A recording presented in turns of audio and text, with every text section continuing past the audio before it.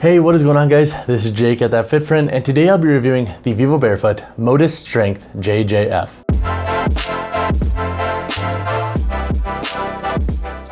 So 3 pros that I have with the Motus Strength JJF is number 1, honestly, I feel like this is the strongest shoe for training that Vivobarefoot has ever produced.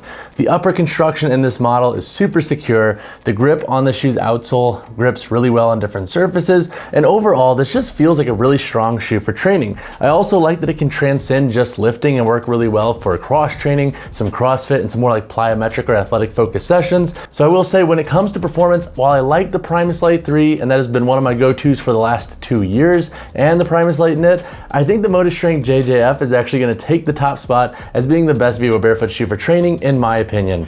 The second pro that I have with the shoe is its outsole construction. So with this model, it has a similar hexagon tread as like the Primus Lite 3 and Primus Lite Knit. However, this tread is a little bit more aggressive. The lug depth on this is 1.5 millimeters, so it's a little bit more aggressive in nature. So for turf work and for like sumo deadlifts and basically anything where you want a lot of grip on the floor, this shoe has done really well. So I think if you're somebody who has constantly battled grip in your Primus models, or you just want more traction with your shoe in general regarding the aggressive tread that you get with your barefoot shoes, this can be a really good option to look into. My third pro with this model is its overall upper construction. So this model has a heavier upper through the toe box and forefoot. You also have a TPU/rubbery material that locks that boot in, and you have some lateral walls here with the sole that wrap up on the lateral medial side. This is awesome because it gives you a lot of security and there's no spillover issues. So in the Primus Lite Knit, for example, one of my gripes is that if you're doing any form of lateral work, you constantly spill over that shoe's midfoot and toe box.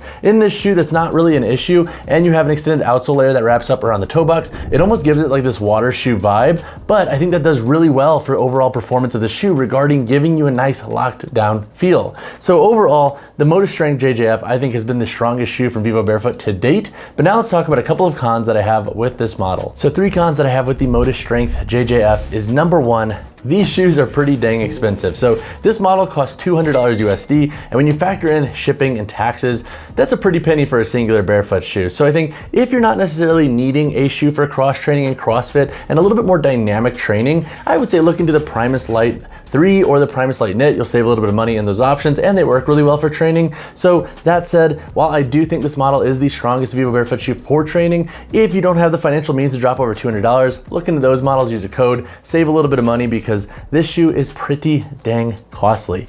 The second con that I have with this model is with the upper construction being a little bit heavier. While I love that for security and training purposes, it does take about a week or 2 to break in, and I think you will feel some creasing here on top of the foot. I would suggest wearing socks when breaking this model in. After about 2 weeks, I noticed that this kind of subsided, and you could also wear them for daily wear, hiking, and some shorter runs and whatnot, and that should also kind of accelerate that break-in process. But it is worth noting that you might feel a little bit of friction here. Now, is everybody gonna feel that? Maybe not, but it is worth noting because I definitely noticed it for like the first week and a half to 2 weeks of breaking this shoe in.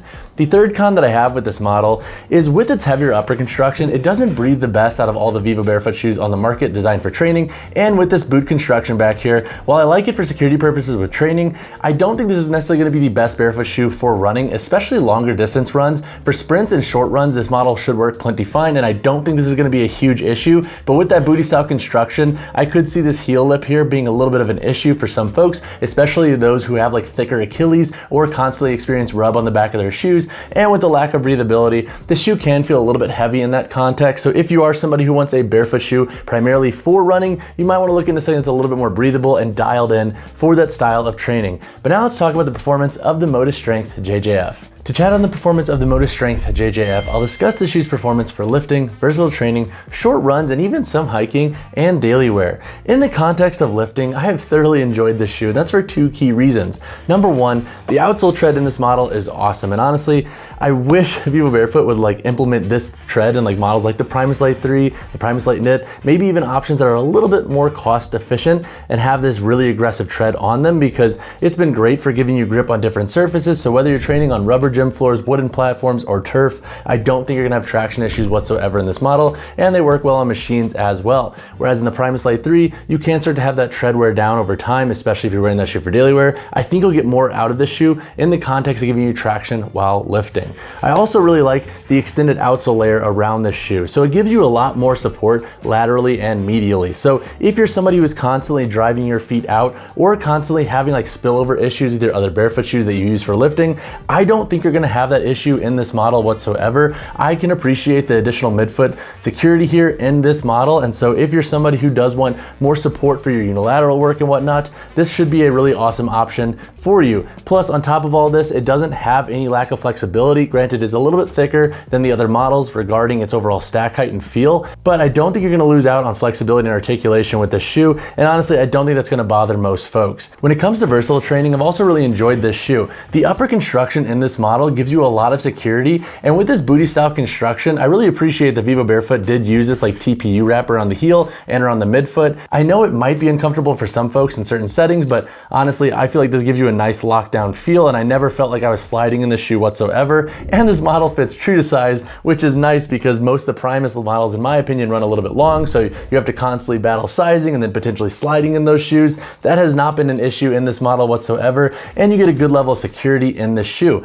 Plus, as an added perk, I don't always tighten these all the way, and it's pretty dang secure. So if you're like me and you get a little bit lazy sometimes and you just want to wear them a little bit looser so you can pop them on and off, but you don't want to lose out on security when it comes to versatile training and cross training, that's also a perk of this model. I also like the aggressive tread for versatile training as well in this shoe. You get a lot of bite in this model, and if you're doing multi-directional work, single leg work, I don't think you're going to have issues at all with the overall bite that you get with this model. When it comes to short runs and hiking, honestly, I have enjoyed this shoe for the most part. So for sprints and like 400-meter interval runs, this model has performed well, and its overall lack of breathability hasn't really bothered me. Now for longer runs, I've already mentioned this, you might want to pass on this shoe. I have had other commenters say that it's not their favorite model to run in either, so definitely food for thought there if you are somebody who is looking for more of a hybrid focused barefoot shoe. But then when it comes to hiking on top of short runs, I've also enjoyed this shoe. The slightly higher stack height has been awesome for giving me a little bit of additional protection when hiking, and I also like that the outsole is a little bit more aggressive, so I don't think it's going to break down nearly as fast if you want to wear this shoe also for hiking and you don't feel like going with a fully focused trail shoe like the Primus Trailknit FG, for example. When it comes to daily wear, I've also enjoyed this shoe. It looks a little bit water shoe-like in nature, but honestly, it doesn't really bother me, and I feel like it does have a nice sleek look to it. Granted, I would love to see a white colorway in this model, so I am hoping that Vivobarefoot rolls out like a white or even gray colorway for this shoe. But when it comes to daily wear, I do think this model will work for most folks. Now, it might not be the most breathable, but where I think this shoe will excel is that I think this tread will last longer than some of the other Primus models that you might want to wear for daily wear and training. So I do see that as a perk with the shoe in the context of transcending the gym and also working for a day-to-day wear use context. So when it comes to the price of the Motus Strength JJF, you can expect to pay $200 USD, and that is pretty dang steep for a singular barefoot shoe. So if you plan to invest in this model, I would suggest using a code. I believe I have one, it's JBully. I use that code when I buy my own models, and honestly, even with the code, this model hurt to buy. So if you don't have the financial means, we'll talk about this in the next section, whereas who should and who shouldn't buy this shoe, but 200 USD for this model, and you can expect to pay a little bit more depending on taxes and shipping based on where you live. All right, so now let's answer the question, who should buy the Motus Strength JJF?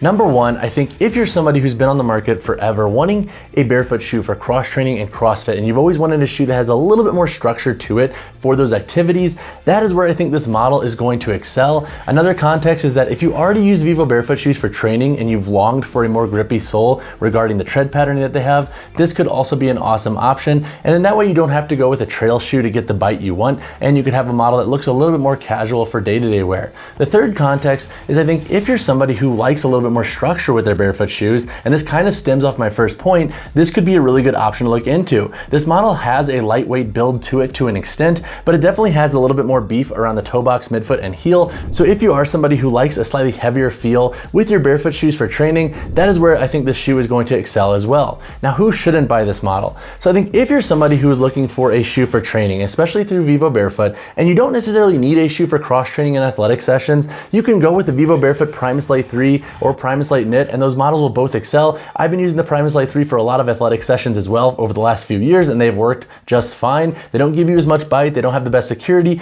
but they will work, I think, for most folks. So save money and pass on this shoe if you don't necessarily have those asks in mind. Another context is that if you don't want to drop over $200 for a barefoot shoe, there is no faulting you there. There are a lot of good options out there that cost between $90 to $150. You can look into models like the Primus Light 3, the Tolos Archetype 1, the Zero Shoes Prio Neo, or the Zelen. There are a lot of awesome options out there that can work for a lot of different training needs that aren't going to cost an arm and a leg. So overall, I do think this model is worth it if you have the financial means, but I can't recommend it for everybody because honestly, a shoe is never worth breaking the bank for, in my opinion, especially if there are options that will work just the same for most folks' needs. So when it comes to the sizing and fit of the Vivobarefoot Motus Strength JJF, I've been super excited for this section. We have a true to size model. So I often find that the Primus models run a little bit long for my foot anatomy, and then when I size down, it's a little bit just too snug. So having a shoe that fits true to size has been awesome. This model has a good amount of width through it, and the length fits more true to what I would call more of your traditional training shoes.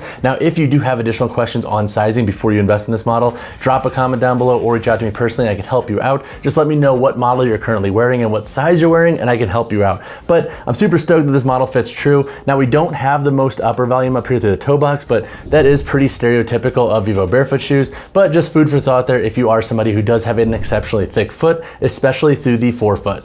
All right, so now to go over the weight, heel to toe drop, and insole in the Motus Strength JJF.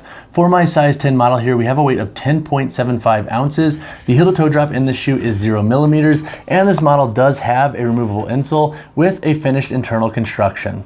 All right, so now let's break down the construction of the Motus Strength JJF. Looking at the sole construction of this shoe, you have a full rubber sole here that wraps around the lateral side of the midfoot, over the toe box, and then on the medial side. So I love this feature. It helps give this shoe a little bit more structure and lateral support, and it helps give you more toe box construction. Looking at the upper in this model, you have a mesh upper with some textile overlays. This is more of like a grippy TPU texture up here through the toe box, so I like that for abrasion resistance. And then looking at the midfoot here, we have 4 core eyelets that go up, and that top eyelet is with this like TPU material here that extends through the midfoot and then wraps around the heel, giving you this strap to help give you boot security. This model does have a booty style construction, so it has like this knit material here that has some stretch, similar to the Primus Light Knit. The tongue and midfoot also have this material too, so you do get a little bit more maneuverability here through the midfoot. Looking at the outsole in this shoe, you have that hexagon tread, but it's a little bit more aggressive and deep than the traditional Primus models. So this model has lugs that are 1.5 millimeters in depth, so I really like that, and the shoe still has a good level of flexibility. This model also has an Ortholite insole, so that does help give you additional security and padding in the shoe. And then once again, the removable insole in this model does have a little bit of cushion to it, and there's a finished internal construction, so you can take that out if you want a little bit more ground feel with your shoes. Overall though, I think that pretty much wraps up the gist of the shoe's construction, but if you have additional questions, drop a comment down below. All right guys, that wraps up my review of the Vivobarefoot Motus Strength JJF. Honestly, I have been super stoked on this model, and it's tough because while it is an awesome shoe regarding performance, it's tough for me to recommend this shoe for everybody, especially if you don't have the financial means to drop over $200 on a singular shoe. So I think if you have the means, it's a shoe that's worth investing in, but if not, there are definitely models out there that will probably work for your needs just as well. If you have additional questions on the Motus Strength JJF, drop a comment down below or reach out to me personally, whichever you prefer. And as always, y'all, drop a like on the video, subscribe to the channel. I'll see you in the next one.